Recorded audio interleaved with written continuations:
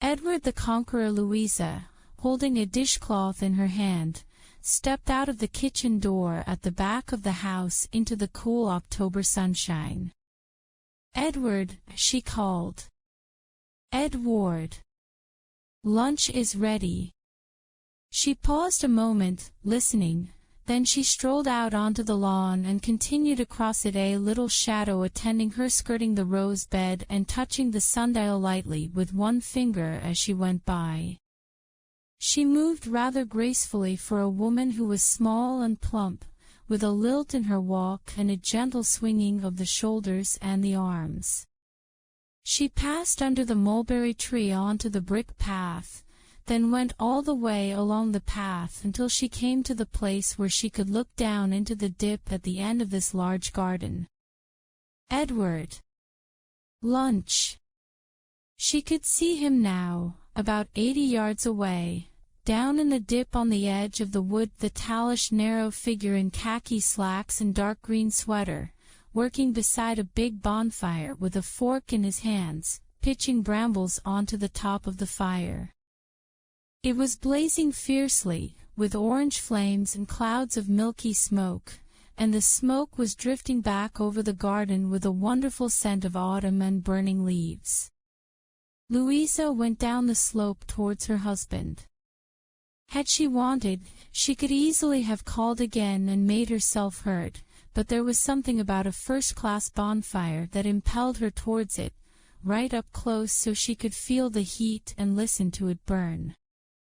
"Lunch," she said, approaching. "Oh, hello. All right, yes. I'm coming. What a good fire. I've decided to clear this place right out," her husband said. "I'm sick and tired of all these brambles." His long face was wet with perspiration. There were small beads of it clinging all over his mustache like dew, and 2 little rivers were running down his throat on to the turtleneck of the sweater. "You better be careful you don't overdo it, Edward." "Louisa, I do wish you'd stop treating me as though I were 80. A bit of exercise never did anyone any harm."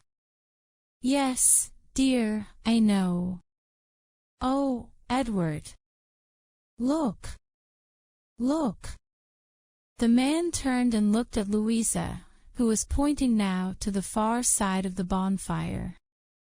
"Look, Edward. The cat."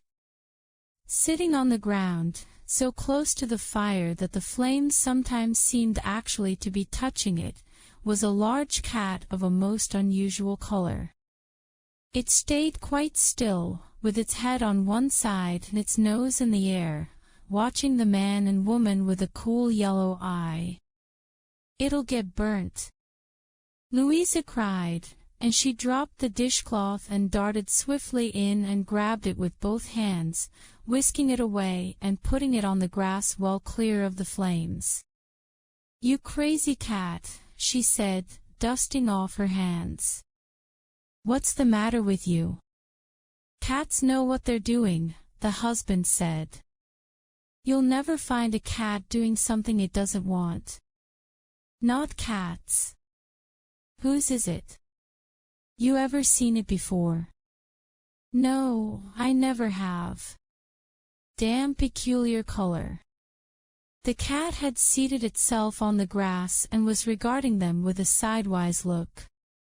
There was a veiled inward expression about the eyes, something curiously omniscient and pensive, and around the nose a most delicate air of contempt, as though the sight of these 2 middle-aged persons, the one small, plump, and rosy, the other lean and extremely sweaty, were a matter of some surprise, but very little importance. For a cat, it certainly had an unusual color, a pure silvery gray with no blue in it at all, and the hair was very long and silky. Louisa bent down and stroked its head. "You must go home," she said. "Be a good cat now and go on home to where you belong." The man and wife started to stroll back up the hill towards the house. The cat got up and followed, at a distance first, but edging closer and closer as they went along. Soon it was alongside them, then it was ahead, leading the way across the lawn to the house, walking as though it owned the whole place, holding its tail straight up in the air, like a mast. "Go home," the man said. "Go on home. We don't want you." But when they reached the house, it came in with them, and Louisa gave it some milk in the kitchen. During lunch, it hopped up onto the spare chair between them and sat through the meal with its head just above the level of the table, watching the proceedings with those dark yellow eyes which kept moving slowly from the woman to the man and back again. "I don't like this cat," Edward said. "Oh, I think it's a beautiful cat. I do hope it stays a little while. Now, listen to me, Louisa. The creature can't possibly stay here. It belongs to someone else. It's lost. And if it's still trying to hang around this afternoon, you'd better take it to the police. They'll see it gets home." After lunch, Edward returned to his gardening.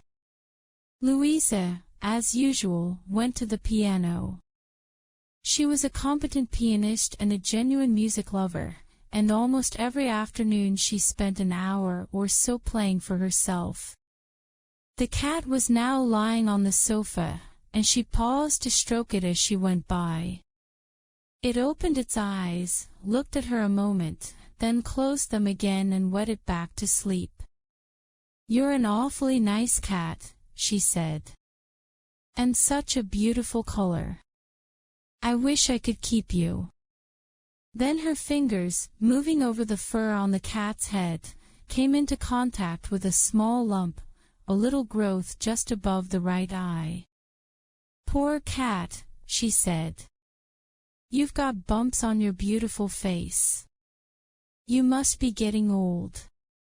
She went over and sat down on the long piano stool, but she didn't immediately start to play. One of her special little pleasures was to make every day a kind of concert day, with a carefully arranged program which she worked out in detail before she began.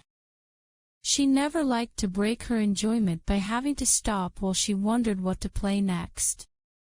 All she wanted was a brief pause after each piece while the audience clapped enthusiastically and called for more. It was so much nicer to imagine an audience, and now and again while she was playing on the lucky days, that is, the room would begin to swim and fade and darken, and she would see nothing but row upon row of seats and a sea of white faces upturned towards her, listening with a rapt and adoring concentration. Sometimes she played from memory, sometimes from music. Today she would play from memory, that was the way she felt. And what should the program be?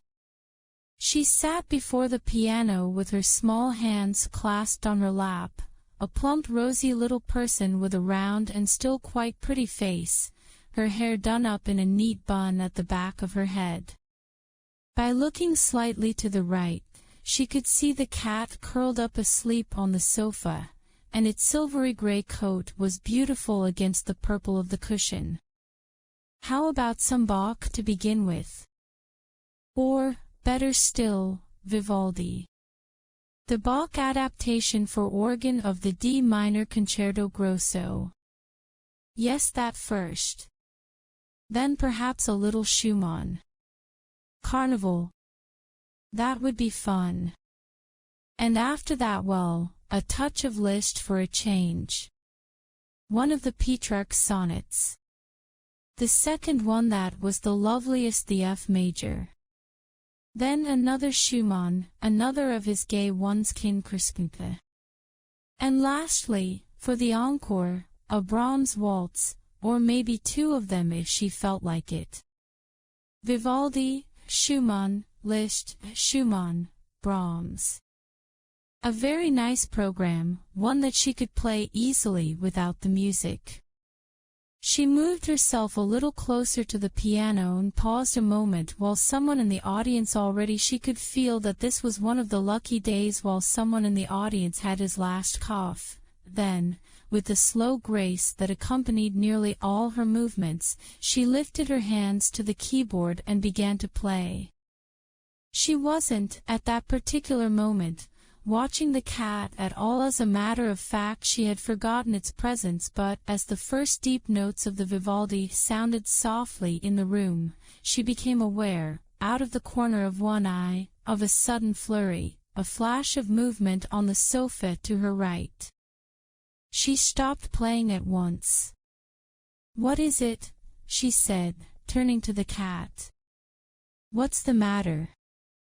The animal, who a few seconds before had been sleeping peacefully, was now sitting bolt upright on the sofa, very tense, the whole body aquiver, ears up and eyes wide open, staring at the piano. "Did I frighten you?" she asked gently.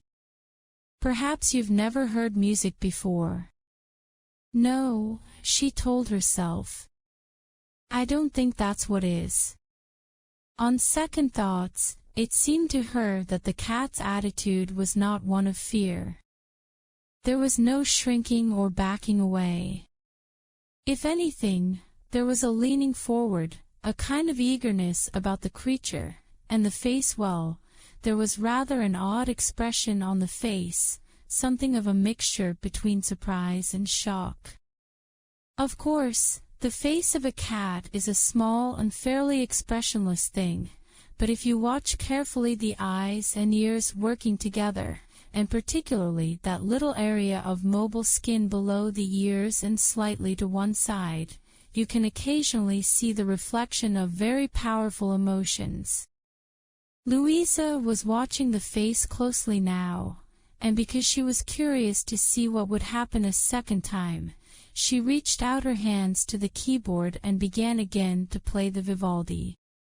This time the cat was ready for it, and all that happened to begin with was a small extra tensing of the body. But as the music swelled and quickened into that first exciting rhythm of the introduction to the fugue, a strange look that mounted almost to ecstasy began to settle upon the creature's face. The ears, which up to then had been pricked up straight, were gradually drawn back, the eyelids drooped, the head went over to one side, and at that moment Louisa could have sworn that the animal was actually appreciating the work. What she saw, or thought she saw, was something she had noticed many times on the faces of people listening very closely to a piece of music. When the sound takes complete hold of them and drowns them in itself, a peculiar, intensely ecstatic look comes over them that you can recognize as easily as a smile. So far as Louisa could see, the cat was now wearing almost exactly this kind of look. Louisa finished the fugue, then played the Siciliana, and all the way through she kept watching the cat on the sofa. The final proof for her that the animal was listening came at the end, when the music stopped. It blinked, stirred itself a little, stretched a leg, settled into a more comfortable position, took a quick glance round the room, then looked expectantly in her direction. It was precisely the way a concert-goer reacts when the music momentarily releases him in the pause between two movements of a symphony. The behavior was so thoroughly human it gave her a queer agitated feeling in the chest. "You like that?" she asked. "You like Vivaldi?" The moment she'd spoken, she felt ridiculous, but not, and this to her was a trifle sinister, not quite so ridiculous as she knew she should have felt. Well, there was nothing for it now except to go straight ahead with the next number on the program, which was Carnival. As soon as she began to play, the cat again stiffened and sat up straighter. Then, as it became slowly and blissfully saturated with the sound, it relapsed into the queer melting mood of ecstasy that seemed to have something to do with drowning and with dreaming. It was really an extravagant sight, quite a comical one, too, to see this silvery cat sitting on the sofa and being carried away like this.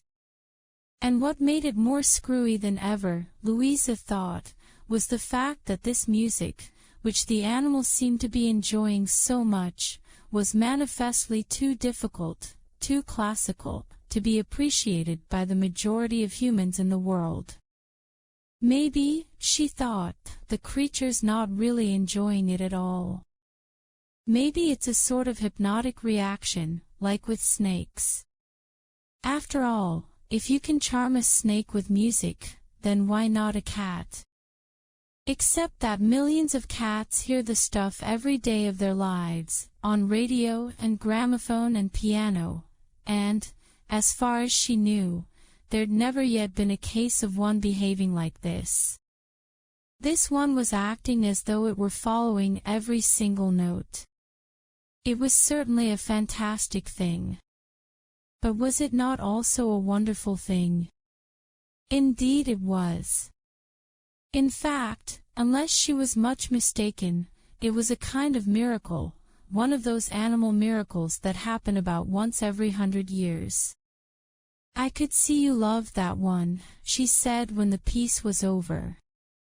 "Although I'm sorry I didn't play it any too well today."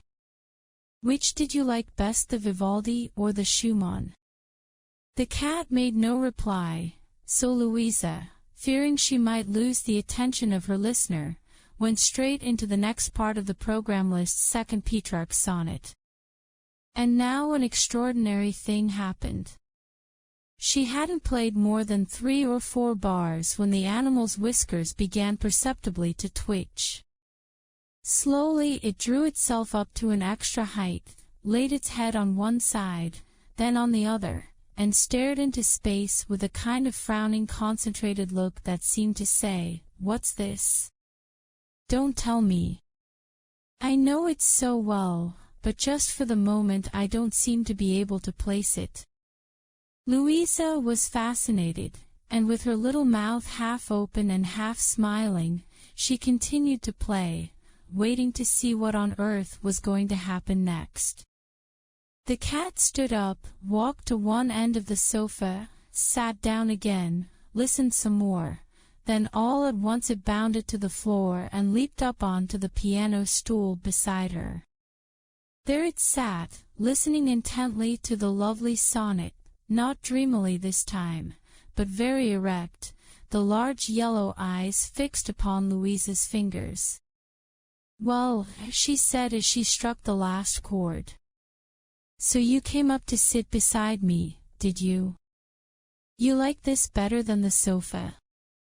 All right, I'll let you stay, but you must keep still and not jump about." She put out a hand and stroked the cat softly along the back, from head to tail. "That was Liszt," she went on. "Mind you, he can sometimes be quite horribly vulgar, but in things like this he's really charming." She was beginning to enjoy this odd animal pantomime, so she went straight on into the next item on the program, Schumann's Kinderscenen. She hadn't been playing for more than a minute too when she realized that the cat had again moved, and was now back in its old place on the sofa. She'd been watching her hands at the time, and presumably that was why she hadn't even noticed its going. All the same, it must have been an extremely swift and silent move. The cat was still staring at her, still apparently attending closely to the music, and yet it seemed to Louisa that there was not now the same rapturous enthusiasm there'd been during the previous piece, the Liszt. In addition, the act of leaving the stool and returning to the sofa appeared in itself to be a mild but positive gesture of disappointment. "What's the matter?" she asked when it was over. "What's wrong with Schumann? What's so marvelous about Liszt?" The cat looked straight back at her with those yellow eyes that had small jet-black bars lying vertically in their centers. "This," she told herself, "is really beginning to get interesting, a trifle spooky, too, when she came to think of it. But one look at the cat sitting there on the sofa, so bright and attentive, so obviously waiting for more music, quickly reassured her. "All right," she said. "I'll tell you what I'm going to do. I'm going to alter my program specially for you. You seem to like lists so much, I'll give you another." She hesitated, searching her memory for a good list, then softly she began to play one of the 12 little pieces from Der Weihnachtsbaum. She was now watching the cat very closely, and the first thing she noticed was that the whiskers again began to twitch. It jumped down to the carpet, stood still a moment, inclining its head, quivering with excitement, and then, with a slow, silky stride, it walked around the piano, hopped up on the stool, and sat down beside her. They were in the middle of all this when Edward came in from the garden. "Edward!" Louisa cried, jumping up. "Oh, Edward, darling! Listen to this. Listen what's happened." "What is it now?" he said. "I'd like some tea." He had one of those narrow, sharp-nosed, faintly magenta faces, and the sweat was making it shine as though it were a long wet grape. "It's the cat," Louisa cried, pointing to it sitting quietly on the piano stool. "Just wait till you hear what's happened. I thought I told you to take it to the police. But, Edward, listen to me. This is terribly exciting. This is a musical cat." "Oh, yes. This cat can appreciate music, and it can understand it too. Now stop this nonsense, Louisa, and for God's sake let's have some tea. I'm hot and tired from cutting brambles and building bonfires." He sat down in an armchair, took a cigarette from a box beside him, and lit it with an immense patent lighter that stood near the box. "What you don't understand," Louisa said, "is that something extremely exciting has been happening here in our house while you were out, something that may even be, well, almost momentous." "Quite sure of that." "Edward, please." Louisa was standing by the piano, her little pink face pinker than ever, a scarlet rose high up on each cheek. "If you want to know," she said, "I'll tell you what I think." "I'm listening, dear." "I think it might be possible that we are at this moment sitting in the presence of Dash." She stopped, as though suddenly sensing the absurdity of the thought. "Yes. You may think it's silly, Edward, but it's honestly what I think." "In the presence of whom, for heaven's sake?" "Of Franz Liszt himself." Her husband took a long, slow pull at his cigarette and blew the smoke up at the ceiling. He had the tight-skinned, concave cheeks of a man who has worn a full set of dentures for many years, and every time he sucked at a cigarette, the cheeks went in even more, and the bones of his face stood out like a skeleton's. "I don't get you," he said. "Edward, listen to me. From what I've seen this afternoon with my own eyes, it really looks as though this might be some sort of a reincarnation." "You mean this lousy cat?" "Don't talk like that, dear, please. You're not ill, are you, Louisa?" "I'm perfectly all right, thank you very much. I'm a bit confused, I don't mind admitting it, but who wouldn't be after what's just happened?" "Edward, I swear to you." "What did happen, if I may ask?"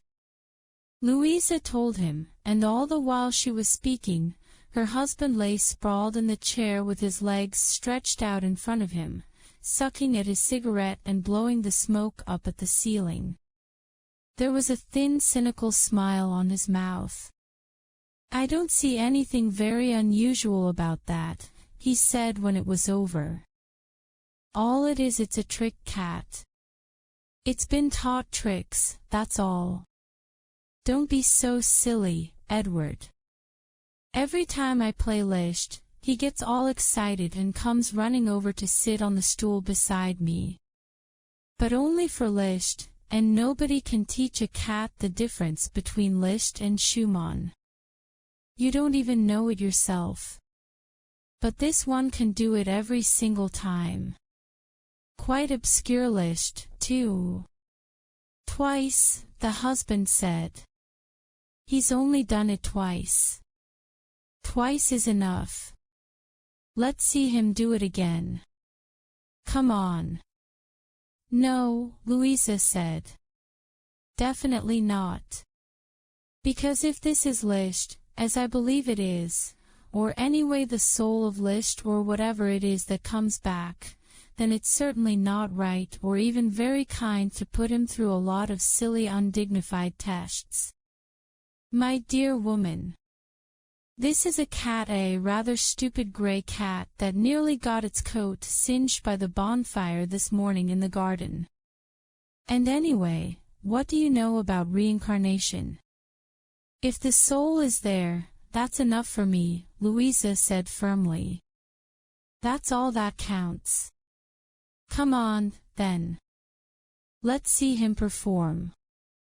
Let's see him tell the difference between his own stuff and someone else's. No, Edward. I've told you before, I refuse to put him through any more silly circus tests. He's had quite enough of that for one day. But I'll tell you what I will do. I'll play him a little more of his own music. A fat lot that'll prove. You watch. And one thing is certain, as soon as he recognizes it, he'll refuse to budge off that stool where he's sitting now. Louisa went to the music shelf, took down a book of Liszt, thumbed through it quickly, and chose another of his finer compositions, the B minor sonata. She had meant to play only the first part of the work, but once she got started and saw how the cat was sitting there literally quivering with pleasure and watching her hands with that rapturous concentrated look, she didn't have the heart to stop. She played it all the way through. When it was finished, she glanced up at her husband and smiled. There you are, she said. You can't tell me he wasn't absolutely loving it. He just likes the noise, that's all. He was loving it. Weren't you, darling? She said, lifting the cat in her arms. Oh, my goodness, if only he could talk. Just think of it, dear, he met Beethoven in his youth. He knew Schubert and Mendelssohn and Schumann and Berlioz and Grieg and Delacroix and Ingres and Heine and Balzac. And let me see, my heavens, he was Wagner's father-in-law. I'm holding Wagner's father-in-law in my arms. Louisa, her husband said sharply, sitting up straight. Pull yourself together. There was a new edge to his voice now, and he spoke louder. Louisa glanced up quickly.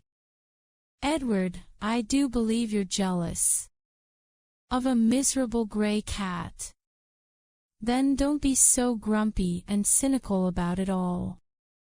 If you're going to behave like this, the best thing you can do is to go back to your gardening and leave the two of us together in peace.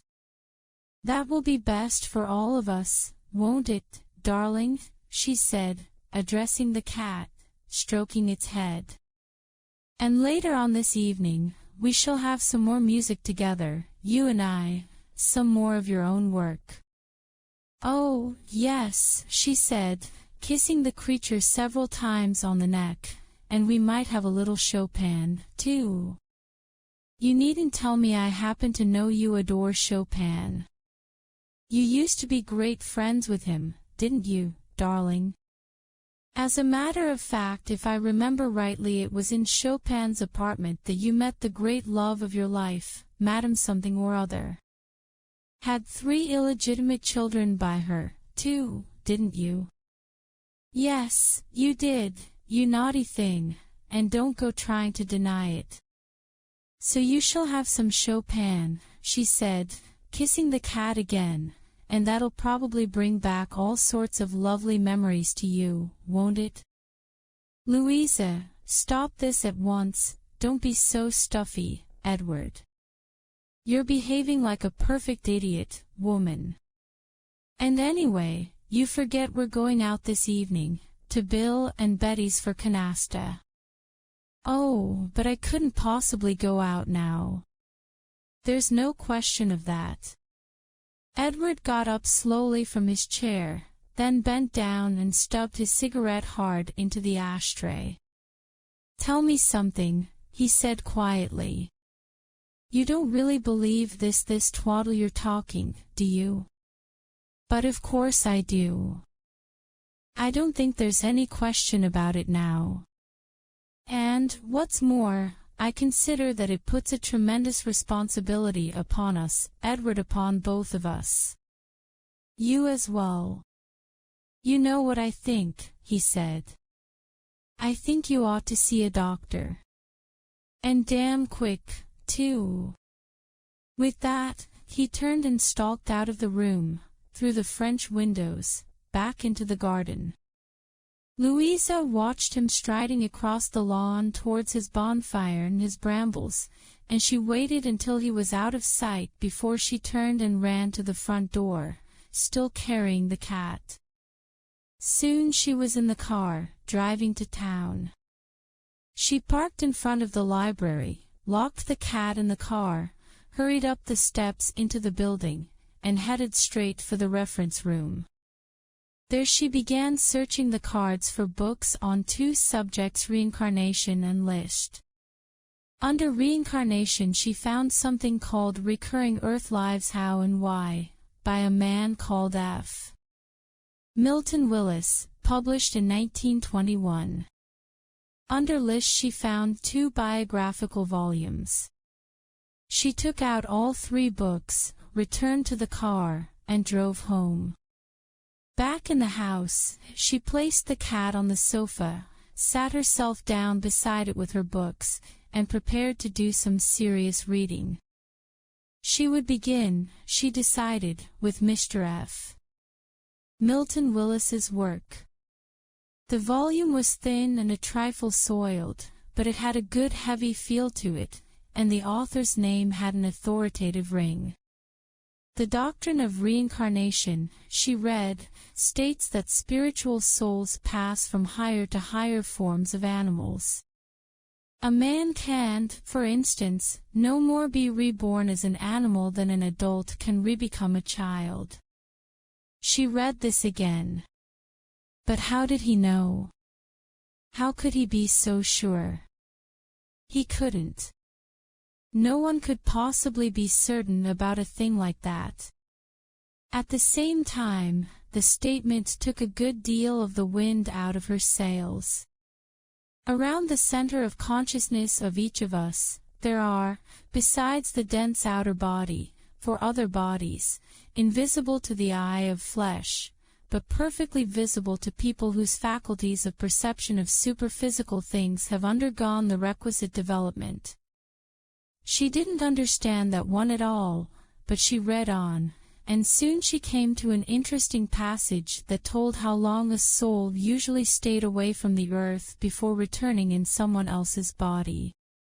The time varied according to type, and Mr. Willis gave the following breakdown: drunkards and the 40-50 years unemployable unskilled laborers, 60 to 100 years skilled workers, 100/200 years the bourgeoisie, 200/300 years the upper middle classes, 500 years the highest class of gentlemen farmers, 600/100 years those in the path of initiation. 1 500/2000 years. Quickly she referred to one of the other books, to find out how long Liszt had been dead.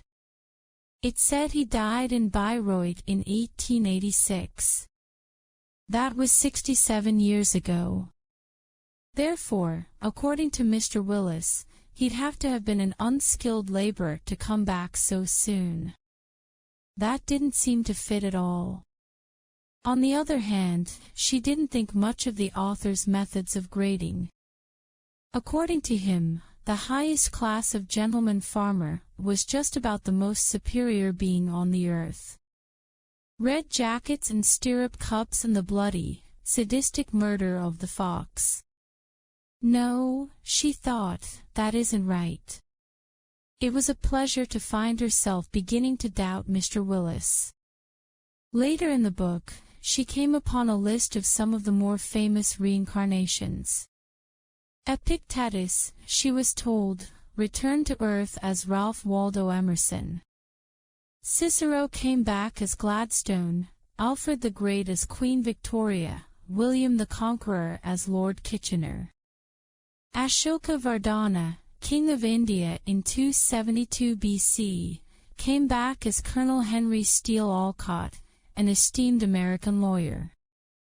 Pythagoras returned as Master Kudhumi, the gentleman who founded the Theosophical Society with Madame Blavatsky and Colonel H. S. Olcott, the esteemed American lawyer, alias Ashoka Vardhana, King of India.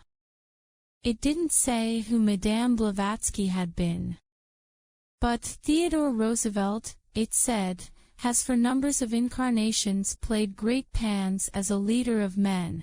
From him descended the royal line of ancient Chaldea, he having been, about 30,000 BC, appointed governor of Chaldea by the ego we know as Caesar, who was then ruler of Persia. Roosevelt and Caesar have been together time after time as military and administrative leaders.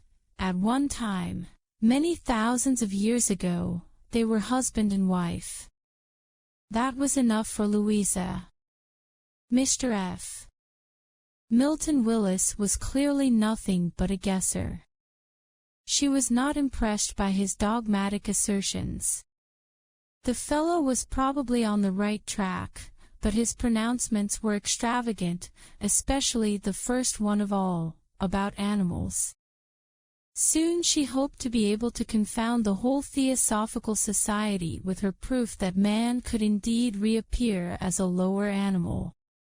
Also that he did not have to be an unskilled laborer to come back within 100 years. She now turned to one of the list biographies, and she was glancing through it casually when her husband came in again from the garden. "What are you doing now?" he asked. "Oh, just checking up a little here and there." "Listen, my dear, did you know that Theodore Roosevelt once was Caesar's wife?" "Louisa," he said, "look, why don't we stop this nonsense? I don't like to see you making a fool of yourself like this. Just give me that goddamn cat and I'll take it to the police station myself." Louisa didn't seem to hear him. She was staring open-mouthed at a picture of Liszt in the book that lay on her lap. "My God," she cried. "Edward, look." "What?" "Look. The warts on his face. I forgot all about them. He had these great warts on his face, and it was a famous thing. Even his students used to cultivate little tufts of hair on their own faces in the same spots, just to be like him. What's that got to do with it?" "Nothing. I mean not the students. But the warts have." "Oh, Christ," the man said. "Oh, Christ God Almighty. The cat has them, too. Look, I'll show you." She took the animal onto her lap and began examining his face. There's one. And there's another. Wait a minute. I do believe they're in the same places. Where's that picture?" It was a famous portrait of the musician in his old age, showing the fine powerful face framed in a mass of long gray hair that covered his ears and came halfway down his neck. On the face itself, each large wart had been faithfully reproduced, and there were 5 of them in all. Now, in the picture there's one above the right eyebrow. She looked above the right eyebrow of the cat. Yes. It's there. In exactly the same place. And another on the left, at the top of the nose. That one's there, too. And one just below it on the cheek. And 2 fairly close together under the chin on the right side. Edward. Edward. Come and look. They're exactly the same. It doesn't prove a thing. She looked up at her husband, who was standing in the center of the room in his green sweater and khaki slacks, still perspiring freely. You're scared, aren't you, Edward? Scared of losing your precious dignity and having people think you might be making a fool of yourself just for once. I refuse to get hysterical about it, that's all. Louisa turned back to the book and began reading some more. This is interesting, she said. It says here that Liszt loved all of Chopin's work except one, the scherzo in B-flat, minor. Apparently he hated that. He called it the governess scherzo, and said that it ought to be reserved solely for people in that profession. So what? Edward, listen. As you insist on being so horrid about all this, I'll tell you what I'm going to do. I'm going to play this scherzo right now, and you can stay here and see what happens. And then maybe you will deign to get us some supper. Louisa got up and took from the shelf a large green volume containing all of Chopin's works. Here it is. Oh yes, I remember it. It is rather awful. Now, listen, or, rather, watch. Watch to see what he does. She placed the music on the piano and sat down. Her husband remained standing. He had his hands in his pockets and a cigarette in his mouth, and in spite of himself he was watching the cat, which was now dozing on the sofa. When Louisa began to play, the first effect was as dramatic as ever. The animal jumped up as though it had been stung, and it stood motionless for at least a minute, the ears pricked up, the whole body quivering. Then it became restless and began to walk back and forth along the length of the sofa. Finally, it hopped down onto the floor, and with its nose and tail held high in the air, it marched slowly, majestically, from the room. There! Louisa cried, jumping up and running after it. That does it. That really proves it. She came back carrying the cat, which she put down again on the sofa. Her whole face was shining with excitement now, her fists were clenched white, and the little bun on top of her head was loosening and going over to one side. What about it, Edward? What do you think? She was laughing nervously as she spoke. I must say it was quite amusing. Amusing? My dear Edward, it's the most wonderful thing that's ever happened. Oh, goodness me, she cried, picking up the cat again and hugging it to her bosom. Isn't it marvelous to think we've got Franz Liszt staying in the house? Now, Louisa, don't let's get hysterical. I can't help tea, I simply can't. And to imagine that he's actually going to live with us for always. I beg your pardon. Oh, Edward. I can hardly talk from excitement. And you know what I'm going to do next. Every musician in the whole world is going to want to meet him, that's a fact, and ask him about the people he knew about Beethoven and Chopin and Schubert. He can't talk, her husband said. Well, all right.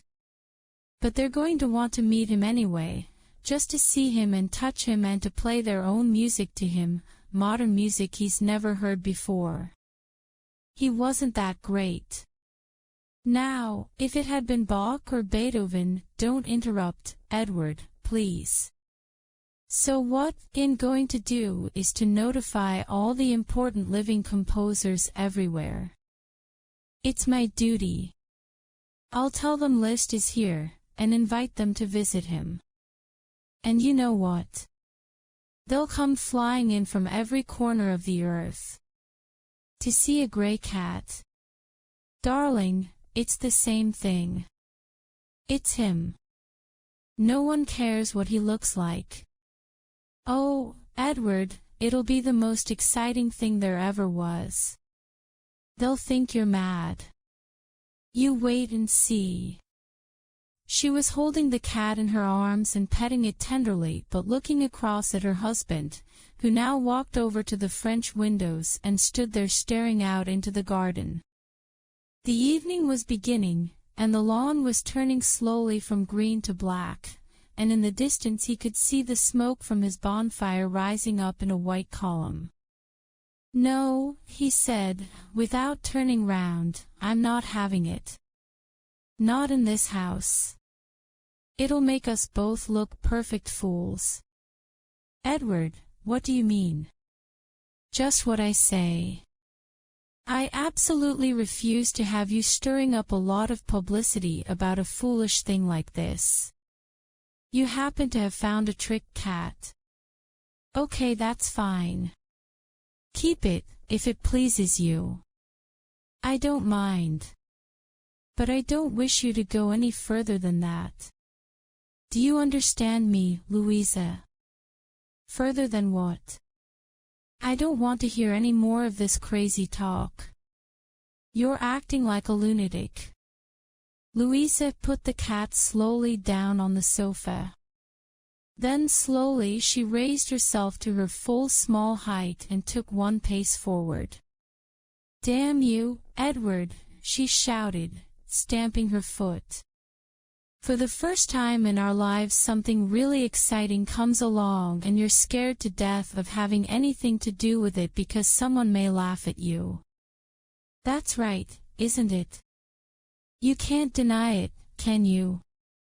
"Louisa," her husband said. "That's quite enough of that. Pull yourself together now and stop this at once." He walked over and took a cigarette from the box on the table, then lit it with the enormous patent lighter. His wife stood watching him, and now the tears were beginning to trickle out of the inside corners of her eyes, making two little shiny rivers where they ran through the powder on her cheeks.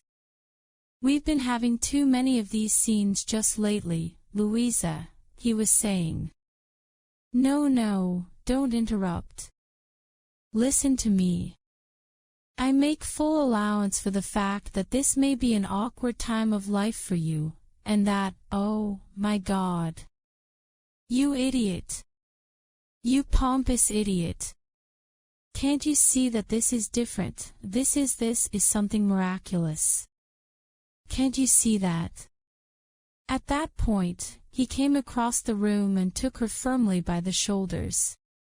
He had the freshly lit cigarette between his lips, and she could see faint contours on his skin where the heavy perspiration had dried up in patches. "Listen," he said. "I'm hungry.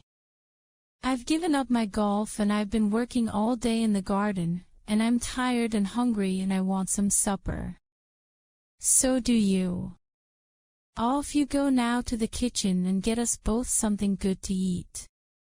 Louisa stepped back and put both hands to her mouth. "My heavens," she cried. "I forgot all about it. He must be absolutely famished. Except for some milk, I haven't given him a thing to eat since he arrived." "Who?" "Why, him of course. I must go at once and cook something really special. I wish I knew what his favorite dishes used to be. What do you think he would like best, Edward?" "God damn it, Louisa. Now, Edward, please. I'm going to handle this my way just for once. You stay here, she said, bending down and touching the cat gently with her fingers. I won't be long. Louisa went into the kitchen and stood for a moment, wondering what special dish she might prepare. How about a souffles? A nice cheese souffles? Yes, that would be rather special. Of course, Edward didn't much care for them, but that couldn't be helped. She was only a fair cook, and she couldn't be sure of always having a souffles come out well, but she took extra trouble this time and waited a long while to make certain the oven had heated fully to the correct temperature. While the souffles was baking and she was searching around for something to go with it, it occurred to her that Liszt had probably never in his life tasted either avocado pears or grapefruit, so she decided to give him both of them at once in a salad. It would be fun to watch his reaction. It really would. When it was all ready, she put it on a tray and carried it into the living room. At the exact moment she entered, she saw her husband coming in through the French windows from the garden. Here's his supper, she said, putting it on the table and turning towards the sofa. Where is he? Her husband closed the garden door behind him and walked across the room to get himself a cigarette. Edward, where is he? Who? You know who. Al, yes. Yes, that's right. Well, I'll tell you. He was bending forward to light the cigarette, and his hands were cupped around the enormous patent lighter. He glanced up and saw Louisa looking at him at his shoes and the bottoms of his khaki slacks, which were damp from walking in long grass. I just went out to see how the bonfire was going, he said. Her eyes traveled slowly upward and rested on his hands. It's still burning fine, he went on. I think it'll keep going all night. But the way she was staring made him uncomfortable. What is it? He said, lowering the lighter. Then he looked down and noticed for the first time the long thin scratch that ran diagonally clear across the back of one hand, from the knuckle to the wrist. Edward. Yes, he said, I know. Those brambles are terrible. They tear you to pieces. Now, just a minute, Louisa. What's the matter? Edward. Oh, for God's sake, woman, sit down and keep calm. There's nothing to get worked up about, Louisa. Louisa, sit down.